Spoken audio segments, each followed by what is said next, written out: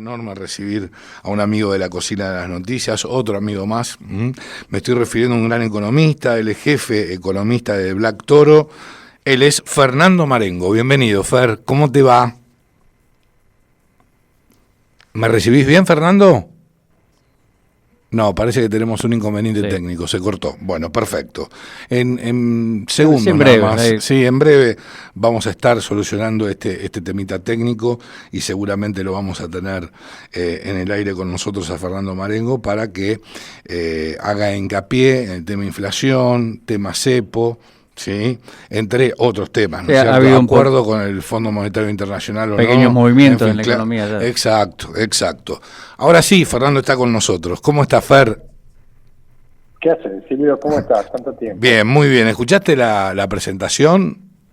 No escuché nada. No, bueno, me habrás criticado mucho. No, sí, pero no te imaginás. No, bueno, pero te presenté como corresponde, ¿no? Hola, Fer, ¿cómo te va? Por eso no quise insistir con la presentación, digamos, formal, porque si no los aburrimos a nuestros queridos oyentes. No, está bien. Está muy bien. Bueno, Fernando, quiero consultarte en primera instancia si la inflación, según tu criterio, va a seguir en un descenso pronunciado, te diría. A ver, te hago dos comentarios. Primero, que es un tema técnico, pero que es importante. La inflación se define como el incremento sostenido en el nivel general de precios. ¿Qué quiere decir? Que suben todos los precios de la economía, salvo los regulados, de manera sostenida. Y eso es un efecto porque básicamente, como se usa el peso para las transacciones, que hay pesos excedentes en la economía. Uh-huh. Entonces, si uno dice lo que está pasando actualmente es un fenómeno inflacionario, y yo te diría, no, están subiendo los precios, pero no porque hay pesos excedentes en la economía, sino porque lo que se está haciendo es un reajuste de precios relativos. Entonces, primera cosa, estamos en un fenómeno inflacionario, técnicamente no, porque no es consecuencia de que hay muchos pesos en la economía, sino estamos en un proceso en el cual suben los precios de algunos bienes mucho más que de otros, porque había que ajustar precios relativos. Uh-huh. Dicho esto, voy a tu pregunta puntual. ¿Se va a seguir desacelerando? A ver, nosotros esperábamos un fuerte salto inflacionario en diciembre y después una fuerte desaceleración como la que viene ocurriendo. ¿Por qué? Porque en diciembre yo tenía un tipo de cambio retrasado. ¿Qué hice? Te subí 120% el dólar. Entonces todos los productos que dependen del tipo de cambio suben inmediatamente de precio. Después vino el gobierno que dijo, te voy a poner un impuesto país, que era el 7,5 y te lo llevó al 17,5, más que te duplicó el impuesto. Uh-huh. Todos los productos importados subieron por la suba de impuestos. Después vino el gobierno y te dijo, casi que te libero el precio de los combustibles, casi que te libero el precio de las prepagas, casi que... Entonces, obviamente, cuando vos haces todos esos ajustes de precios de manera violenta, tenés un salto inflacionario. Ahora, yo te moví 118% el tipo de cambio y después te lo llevo a un ritmo del 2%. Uh-huh. Entonces, todo lo que depende del tipo de cambio, primero sube violentamente y después empieza a ir a un ritmo parecido al 2%. Todo lo que depende del impuesto país, cuando me subiste el impuesto, subieron todos los precios. Pero después no te subo más el impuesto país. Entonces empieza a ir al 2%. Todo lo que es combustible, transporte y que depende del precio del petróleo, yo te pedí un fuerte salto inicial y después lo llevo a un ritmo mucho más moderado.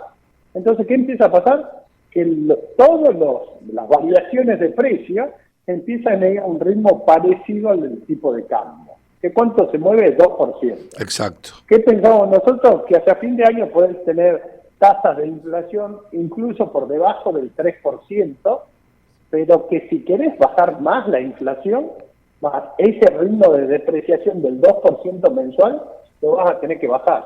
¿Por qué? Porque si yo te deprecio el tipo de cambio todos los meses 2%, al cabo de un año lo deprecié 28%, o subí el dólar 28%, y eso le pone un piso a la inflación. Entonces, si quiero bajar más la inflación, tengo que bajar el ritmo de depreciación del tipo de cambio.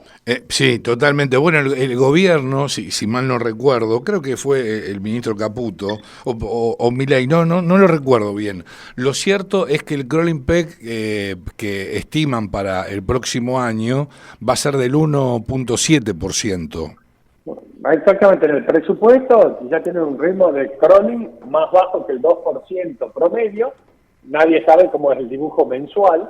En nuestras proyecciones, ¿qué hacemos? A partir de febrero empezamos a bajar 0,1 por mes, a fin del año que viene llegamos a 0,9 y el promedio nos da 1,6, 1,7, que es parecido a lo del gobierno.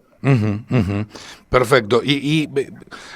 Hablaste de presupuesto recién y obviamente este punto de la baja de la microdevaluación del dólar, bueno, fue un tema que acabamos de abordar, que está incluido en el mismo, ¿no es cierto? Digo, en la ley de leyes. El gobierno estima para el próximo año la proyección de inflación es del 18%. ¿Tu mirada al respecto cuál es? ¿Qué evaluación haces? Sí, y vos empezás a poner los condicionales. Sí, el gobierno sigue con el ajuste fiscal. ¿Por qué es importante que no expanda el déficit fiscal o que no se vaya a déficit? Porque los problemas empiezan cuando Argentina tiene déficit. Cuando tiene déficit lo tiene que financiar, empieza a emitir pesos y generalmente emite más pesos de lo que quiere la economía. Entonces eso te genera presiones inflacionarias, que suben todos los precios de manera sostenible. ¿Sí? Ahora, en el momento que el gobierno no tiene déficit fiscal, que es lo que viene ocurriendo desde diciembre, el Banco Central no tiene que emitir pesos. Entonces, cuando uno dice, si el Banco Central no emite pesos, no hay presiones inflacionarias. Y si yo el tipo de cambio lo llevo al 2% y lo voy desacelerando, todo lo que depende del tipo de cambio va al 2%, pero después va a ir más lentamente. Y digamos, y el precio de la nafta lo mismo, y el precio de la prepaga lo mismo y todo. Entonces, si uno piensa, ¿puede pasar eso? Si vos seguís con el ajuste fiscal, nosotros estamos trabajando con datos de inflación de 23% el año que viene. Un poco más alto que el gobierno, pero con una fuerte desaceleración de inflación respecto de un 120% de este año, donde el 120% de este año claramente son 2 semestres distintos, el primer semestre y el segundo semestre, ¿no? Sí, por supuesto, por supuesto. Ahora, fuera del tema inflacionario, lo que se está observando es una disminución muy importante de la brecha cambiaria entre el dólar oficial y los dólares financieros. Es que todo pasa lo mismo al final del día. A ver, el debate entre los colegas es si esto es motosierra o licuadora. Y yo digo, esto no es ni motosierra ni licuadora. Acá lo importante es la aspiradora. ¿Qué es la aspiradora? Claro, exacto. El gobierno llegó, devaluó y pegó un salto inflacionario fenomenal. Todos los papelitos de color que tenemos en el bolsillo, que lo llamamos dinero, perdió fuertemente el poder de compra. ¿Y después qué hizo? Se fue a superávit fiscal. Entonces el gobierno todos los meses saca pesos por recaudación y saca más pesos de los que inyecta por gasto. Y el gobierno sobrecoloca deuda en pesos. Entonces me saca deuda por colocación de deuda, pero no tiene déficit fiscal. Entonces me está chupando pesos. Y en el medio me colocó GOPREAL, ¿y qué hizo? Y sacó pesos de la economía. Entonces, ¿qué está haciendo el gobierno? El plan del gobierno es secarte la plaza de pesos, que no haya pesos. Entonces, cuando no hay pesos, no tenés con qué comprar dólares. Pero el tema es que secaste tanto la plaza de pesos, que para que tengan una idea, un indicador de esta liquidez es lo que se llama la base monetaria. Sí. Que son los papelitos de color que tenemos nosotros en el bolsillo, más los papelitos de colores que tienen los bancos en la caja, más los encajes de los bancos del Banco Central. Históricamente esa base monetaria fue 9 puntos del producto. Hoy está en 3,5 puntos del producto. Entonces, ¿qué pasó? Que la cantidad de dinero que hay respecto al tamaño de la economía está en niveles casi mínimos históricos. Entonces, cuando queremos más pesos, porque necesitamos más pesos, ¿Cuál es la única forma de generar pesos? Antes los pesos me los metía el Banco Central de prepo a través de la emisión monetaria. Del déficit fiscal. Y Exactamente. Sí. Ahora, como no tiene déficit fiscal, el Banco Central no emite pesos. Entonces, si todos queremos pesos, la única forma, ¿cuál es? Que vayamos y le vendamos dólares al Banco Central. Entonces, cuando uno dice, hay dos impactos, y ahí tengo que decir vos, Silvio. Primero, si yo tengo dólares en el colchón, ¿qué hago? Voy y lo vendo en el MEP o el contado con liqui, y eso me baja la brecha. Pero si todos queremos más pesos, en el MEP y en el contado con liqui no se crean pesos. ¿Qué haces? Yo te compro a vos dólares y te doy pesos a cambio, pero la cantidad de pesos es la misma. Ahora, si todos queremos más pesos, la única forma de que haya más pesos circulando en la economía cuando no hay una monetización del déficit es vendiendo el dólar al Banco Central. Si uno se fija, desde principios de julio hasta ahora, el Banco Central va comprando 1.200 millones de dólares en el mercado de cambio en el momento que ya pasó la liquidación de la cosecha. ¿Y por qué? Porque la economía quiere tener más peso en el bolsillo, necesita más peso, y la única forma de crear esos pesos es vendiéndole dólares al Banco Central. Ahora, volviendo al tema de la inflación, una consulta que no te hice.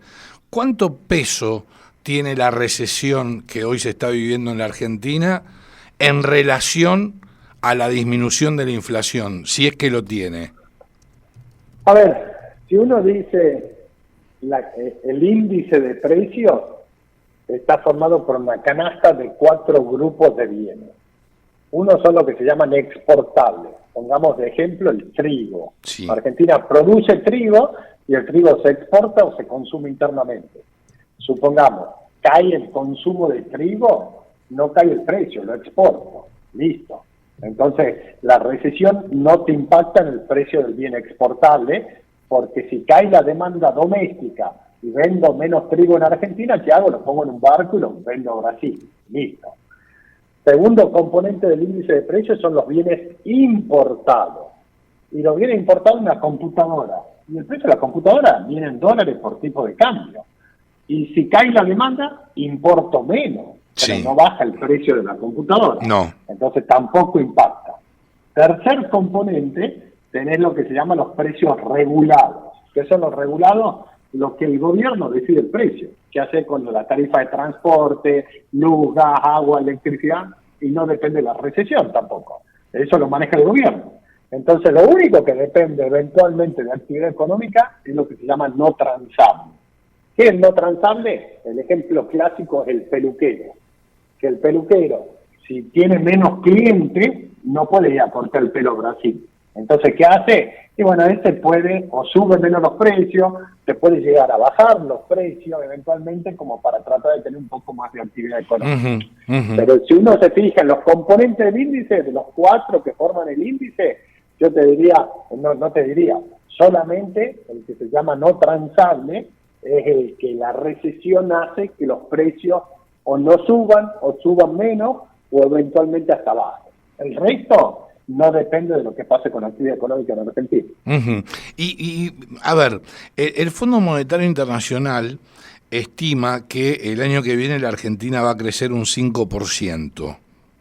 ¿Vos estás en línea con esta proyección del fondo? Sí, vamos de nuevo. Sí, el gobierno mantiene el programa como viene hasta ahora. Sí, Argentina puede crecer arriba del 4% el año que viene sin mayores problemas. Ahora vamos a pensar por qué. Lo primero,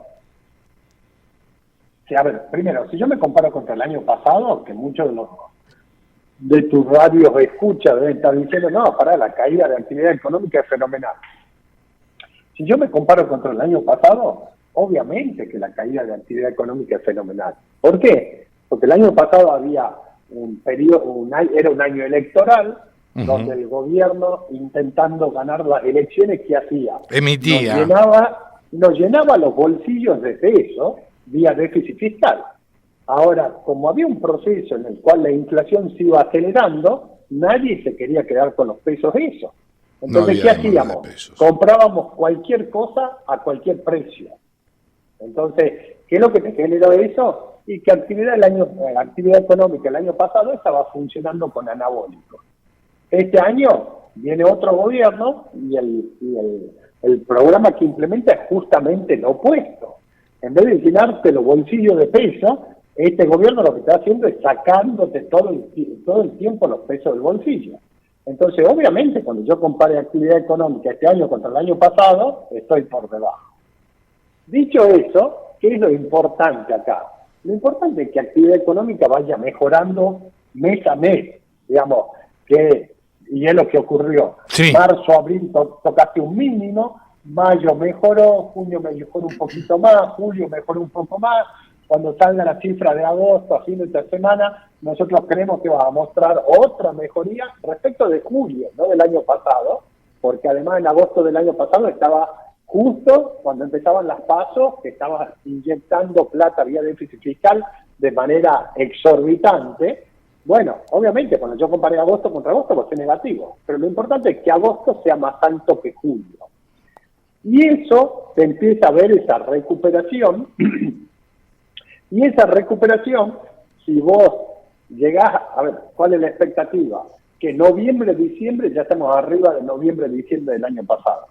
Pero que año contra año estemos por debajo. Y cuando yo comparo el promedio de este año contra el promedio del año pasado, vamos a estar como 3,5% por debajo. Ahora, ¿cuál es el tema? Que si vos llegás a un nivel de diciembre de este año por arriba de diciembre del año pasado, eso te deja una cosa que se llama arrastre estadístico. ¿Qué quiere decir? Si la economía se estanca en el nivel de diciembre todo el año que viene, la economía promedio del año que viene contra este año ya va a crecer más de 2,5%. Entonces, solamente por lo que pase este año, en los próximos 4 meses hasta fin de año, ya te deja un nivel de actividad que si el año que viene lo mantenés todo el año, ya tenés 2,5 puntos de crecimiento. Entonces, nosotros decimos, la economía puede crecer 4,5. ¿Por qué? 2,5 por lo que pase este año, más 2 del año que viene. Entonces sí, puede crecer 4,5, 5. Siempre y cuando ocurra que el gobierno siga con su programa de mantener el equilibrio fiscal, porque eso es clave. El programa macro, ¿no es cierto? Exactamente, porque es clave. Eso es clave porque no hay pesos excedentes, entonces como no hay pesos excedentes, nadie sale corriendo a quemar los pesos que tenés en el bolsillo porque te lo come la inflación, que eso después te genera la pérdida de reserva, el incremento de la brecha, la expectativa de devaluación, la expectativa de inflación, y se te descalabra toda la economía. Si el gobierno sigue con el programa que viene hasta ahora, la economía puede crecer más del 4% el año que viene, sin problema. Yo los veo muy inflexibles en relación a la posibilidad de generar un cambio en la política macro. Yo creo que va a continuar así. Acá hay una variable que es la clave para este año y el año que viene, que es ¿qué pasa con la demanda de pesos respecto de la emisión de pesos que hace el Banco Central? ¿Por qué? Porque, de nuevo, históricamente esa demanda de pesos se abastecía por la emisión para financiar el déficit. Y no solamente se abastecía, sino que se imprimía mucho más peso de lo que queríamos y eso es lo que generaba la inflación. Ahora, estamos en un modelo donde el gobierno decidió no tener déficit fiscal. Entonces, el no déficit fiscal hace que cada vez que queramos un peso, el Banco Central tiene que acumular dólares para imprimir esos pesos. ¿Ok? Ahora, yo te estoy hablando acá de dos variables. Uno, qué pasa con la emisión que hace el Banco Central, y otro, qué pasa con la demanda de pesos. Claro. Y esas son las dos variables clave. Entonces uno puede decir, todo lo que estamos hablando que parece un escenario bastante positivo. ¿Hay alguna forma de que el escenario se convierta en negativo? Y yo te voy a decir, sí. La primera, que el Banco Central empiece a emitir pesos a lo loco. Que para eso el gobierno se debería a déficit fiscal. ¿Sí? Ahora la pregunta es lo que estás planteando vos. Parecería que el gobierno no está dispuesto a negociar el equilibrio fiscal. Yo pienso lo mismo, pero del otro lado veo un Congreso que por ahí, desde el punto de vista de la justicia social, es cierto que hay que subir las jubilaciones. Y desde el punto de vista del desarrollo del país en el futuro, y por ahí hay que subir el financiamiento a las universidades. Y desde el punto de vista de la infraestructura, y por ahí hay que gastar más en obra pública. Y desde el punto de vista de las provincias, y por ahí hay que darle más plata a las provincias. Todo tiene un justificativo. Pero está claro que el gobierno dijo, no, mi prioridad es eliminar la inflación, y para eliminar la inflación yo no puedo tener déficit. Pero de nuevo, vemos un Congreso que está todo el tiempo tratando de aumentar el gasto. Aumentar el gasto, si vos no haces nada, aumenta el déficit. Y si aumenta el déficit, aumenta la necesidad de imprimir peso. Y de nuevo, si imprimís más peso lo que demanda la economía, tenés un problema. Entonces ese es el primer riesgo, pero yo comparto con vos que por los vetos, las decisiones del gobierno y todo, parecería que el gobierno no está dispuesto a negociar el equilibrio fiscal. ¿Cuál es el segundo riesgo? El segundo riesgo es que lo que tenemos peso en el bolsillo, por algún motivo, ponele desconfianza, vayamos todos a comprar dólares. Digamos, la verdad que no sé, esto no está funcionando, yo quiero cubrirme, entonces ¿qué voy a hacer? Voy a comprar dólares. ¿Puede ocurrir? Puede ocurrir definitivamente. ¿Cuál es la buena noticia ahí? Que cuando uno ve la cantidad de pesos que hay en la economía circulando para el tamaño de la economía, estás casi en mínimos históricos. No hay peso. Entonces está bien, ¿te pueden correr? Sí, te pueden correr, pero la verdad que está bastante acotada, dada la poca cantidad de pesos que hay. Entonces uno dice, mirá, el escenario que estamos hablando, de que empezamos a charlar, parece bastante positivo, pero creo que es bastante probable. ¿Por qué? Porque el gobierno parecería que no va a resignar el equilibrio fiscal y no parecería que vaya a caer la demanda de peso. Ahora, ¿hay riesgo? Sí, siempre hay riesgo. Siempre hay riesgo, claro, por supuesto. Fernando, ¿cómo estás? Javier Manzano te saluda. Hola Javier, ¿cómo estás? Bien. Ahora, bueno, con todo lo que vos venís hablando, ¿no?, de lo que está haciendo el gobierno, el hecho de que justamente JP Morgan recomendara comprar deuda argentina, esto quiere decir justamente eso, ¿no?, que el gobierno está haciendo la tarea bien, ¿no?, de mantener el déficit cero. A ver, cuando hay bonos que son los más negociados en el mercado. Como para que tengamos una idea, hay un bono que se llama el AL30, que es un bono que termina de amortizar en el 2030. Ese bono hace un año valía menos de 30 centavos de dólar y hoy vale 65 centavos de dólar. O sea que más que duplicó su precio. Cuando uno dice, ¿por qué ocurrió esto?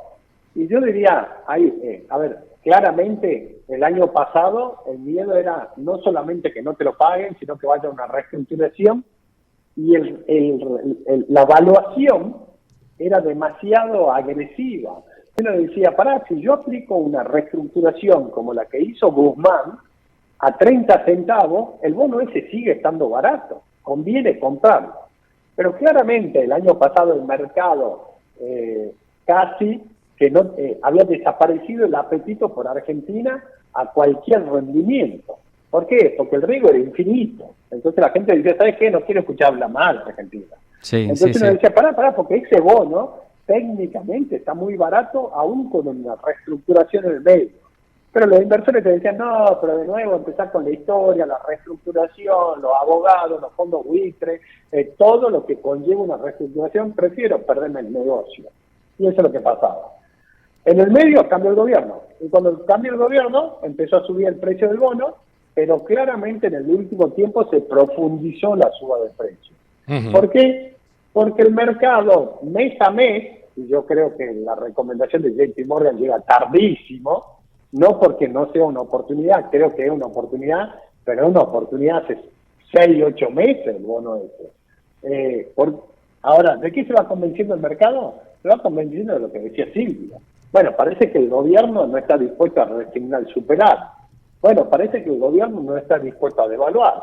Parece que el gobierno tiene, mantener el cepo, de alguna forma, le está dando contención en los temas cambiarios.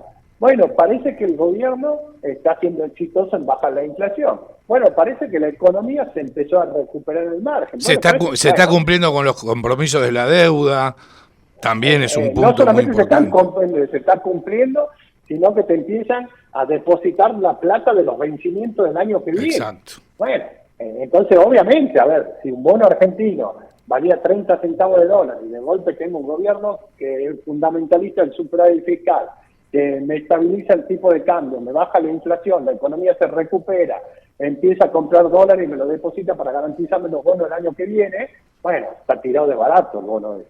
Entonces, ¿qué pasó? Empezó a subir el precio del bono. Pero de la misma forma, hoy Argentina, cuando uno ve el riesgo país, para ponerlo de alguna forma, tiene un riesgo país todavía un poquito peor que Ecuador y 3 veces peor que el resto de América Latina. Entonces hay gente que dice que para los bonos ya están caros.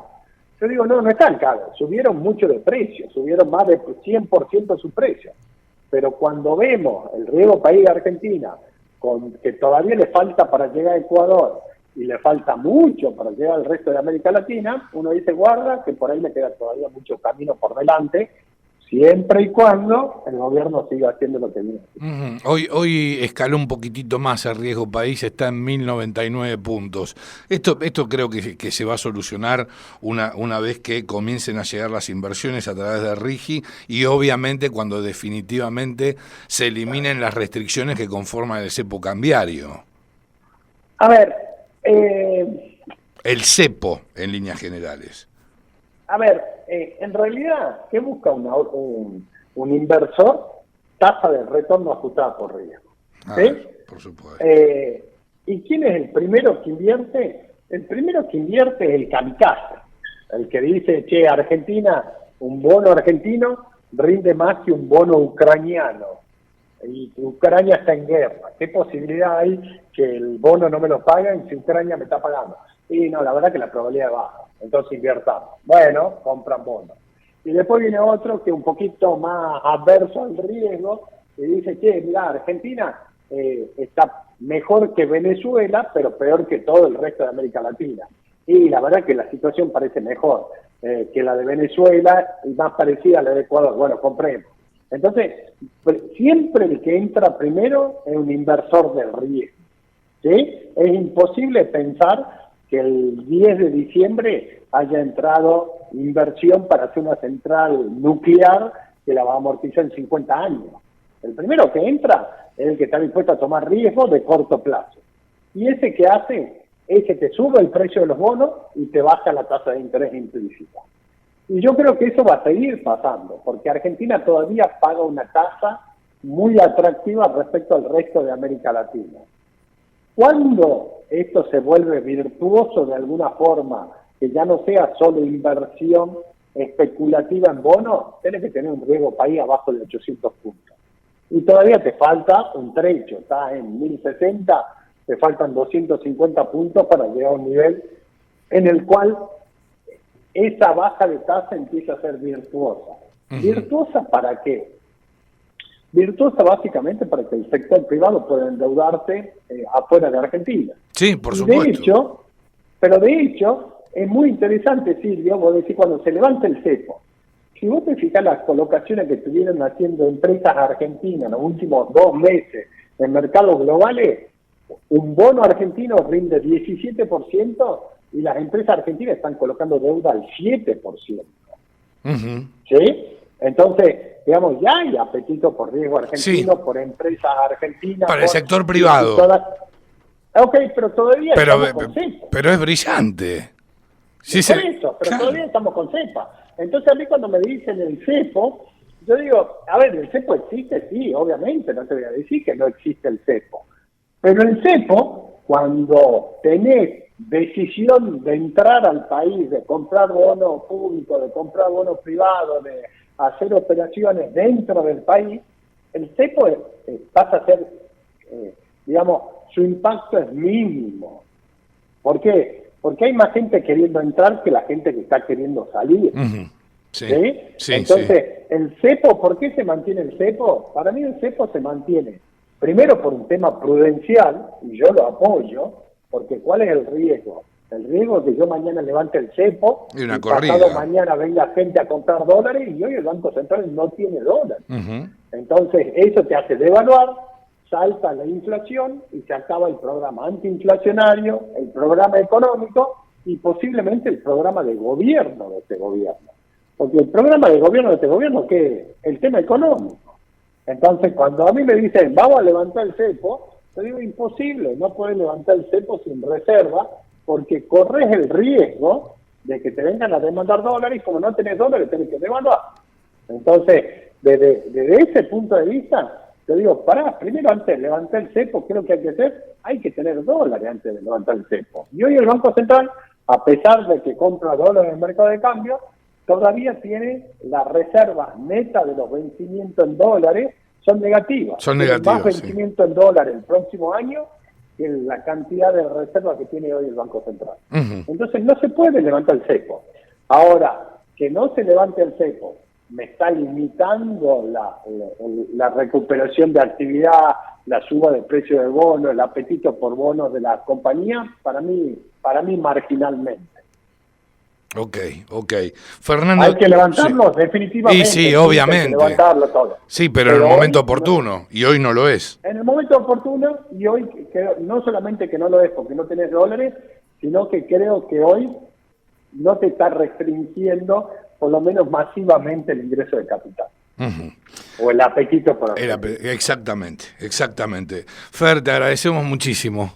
Sí, que nos hayas acompañado, obviamente. Es un placer. Estuvo difícil coordinar esta vez. Bueno, pero son situaciones que se dan. Sos terrible. Sos terrible. Muchísimas gracias por todas tus consideraciones. Abrazo gigante. Abrazo grande, Fernando. Gracias, Fer. Gracias. Hasta luego. Lo escuchabas al gran Fernando Marengo, jefe economista de Black Toro. ¿Sí? Pasar por la cocina de las noticias.